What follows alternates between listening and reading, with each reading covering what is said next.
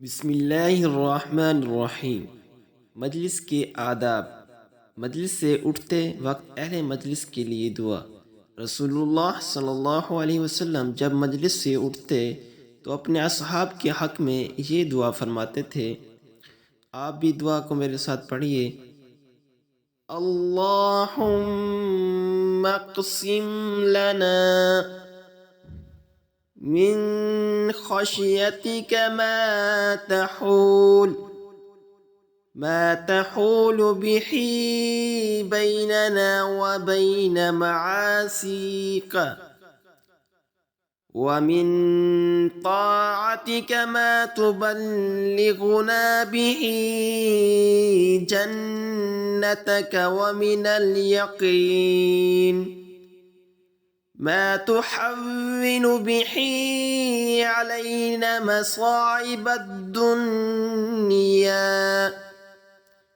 اللهم متعنا بأسماعنا وأبصارنا وقوتنا ما أحييتنا واجعله الوارث منا واجعل سارنا على من ظلمنا وانصرنا على من عادانا ولا تجعل مصيبتنا في ديننا ولا تجعل الدنيا أكبر همنا ولا مبلغ علمنا ولا تسلط علينا من لا يرحمنا।